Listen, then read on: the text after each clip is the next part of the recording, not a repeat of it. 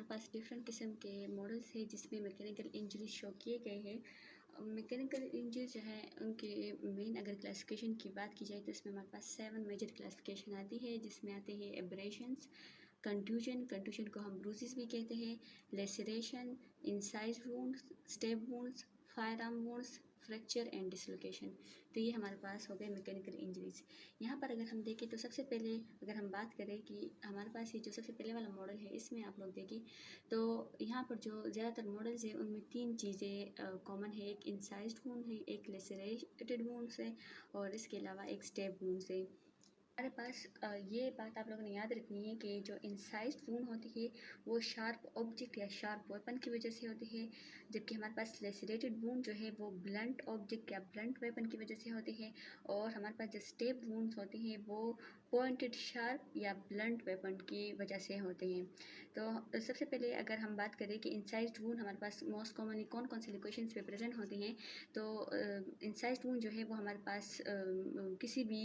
Body parts पे present हो सकते हैं। लेसरेटेड वुंड जो है ना ये मोस्टली जो बोनी प्रोमिनेंस होती है उन जगह पर होती है, और जो स्टेप वुंड्स होती है ये भी हमारे पास बॉडी के किसी भी पार्ट्स पे होते हैं, लेकिन मोस्ट कॉमन साइज जो है ना इसके लिए है चेस्ट एंड एब्डोमिनल रीजन। अब हमारे पास अगर मार्जिन्स की बात करें तो हमारे पास जो इंसाइज्ड वुंड के मार्जिन होते हैं वो बिल्कुल स्मूथ क्लीन कट होते हैं और इसके अलावा इवर्टेड होते हैं, जबकि हमारे पास जो लेसरेटेड वुंड होते हैं उसके मार्जिन्स इरेगुलर होते हैं, और जो स्टेप वुंड होते हैं उसके भी क्लीन कट लेकिन पैरेलल उसके एजेस होते हैं। अब हमारे पास जो इंसाइज्ड वुंड होती है तो उस केस में हमारे पास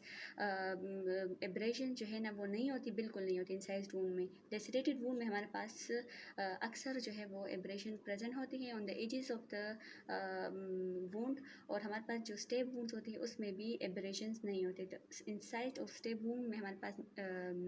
एब्रेशंस या ब्रूजेस नहीं होते, और जो हमारे पास लेसरेटेड वुंड होते हैं तो उसमें हमारे पास अक्सर जो है वो एब्रेशंस प्रेजेंट होती हैं। सबसे पहले वाले इस मॉडल में अगर हम देखें तो हमारे पास ये जो है ना ये है लेसरेटेड वुंड, और लेसरेटेड वुंड में हमने कहा था कि ये हमारे पास इसके मार्जिन्स इरेगुलर होते हैं, ये एक डीप वुंड होता है, और ये हमारे पास ब्लंट ऑब्जेक्ट की वजह से होता है। तो ये हमारे पास है लेसरेशन। इसके अलावा ये भी आप लोग याद रखना है कि हमारे पास मोस्टली जो बोनी प्रोमिनेंस होती है उन जगहों पर होती है। तो यहाँ पर अगर हम देखें हमारे पास यहाँ पर नीचे हायोड बोन होता है, तो इस लोकेशन पर भी हमारे पास मोस्ट कॉमनली लेसरेटेड वुंड होती हैं। इस वाले मॉडल में अगर हम देखें तो यहाँ पर ये हमारे पास 2 वुंड्स है, इन वुंड्स को हम कहते हैं स्टेप वुंड। अब ये स्टेप वुंड्स जो होते हैं ना इनके जो मार्जिन्स है वो हमने कहा कि बिल्कुल क्लीन कट होते हैं, और इसके अलावा बिल्कुल क्लियर मार्जिन्स इसके होते हैं। और स्टेप वुंड जो है ना हमने कहा था कि ये हमारे पास विद द हेल्प ऑफ डेगर जो है ना ये बनते हैं, और हमने कहा कि मोस्ट कॉमन लोकेशन इसके एब्डोमेन और चेस्ट है,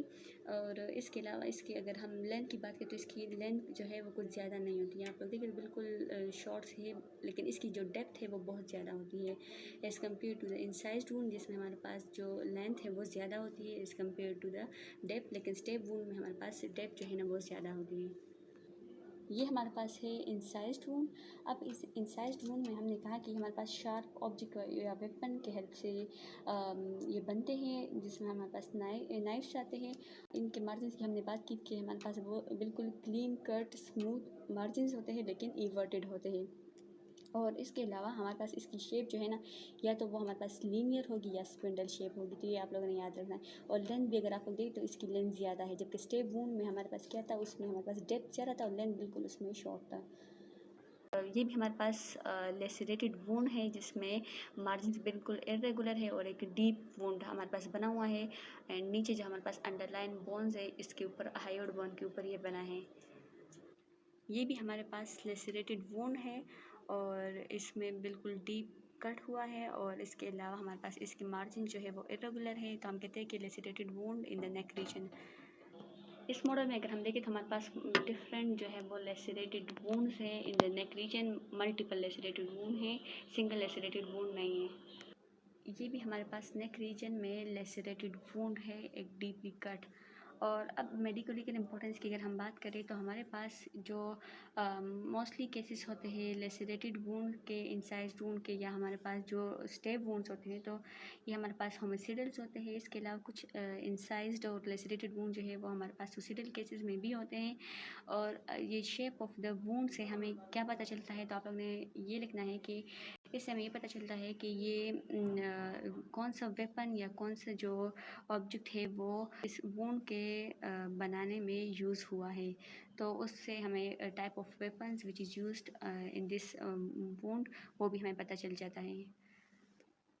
ये सारे हमारे पास डिफेंस वूंड्स है, और डिफेंस वूंड्स यूजुअली ये हमारे पास आर्म्स और हैंड पर प्रेजेंट होते हैं, और आर्म्स और हैंड्स के बीच जो एक्सटेंसिव सर्फेसिस है वहाँ पर ये प्रेजेंट होते हैं। ये डिफेंस वूंड जो है ये हमारे पास टॉर्चर या वायलेंस को शो करती है कि हमारे पास उस वक्त ये जो विक्टिम है ये हमारे पास अपने बिल्कुल कॉन्शियस स्टेट में था, और इसने ख़ुद को बचाने के लिए अपने हाथ जो है वो आगे की तरफ किए है, जिसकी वजह से हमारे पास मुख्तलिफ़ किस्म के डिफेंस वूंड जो है वो बने हुए हैं इसके हाथ पर।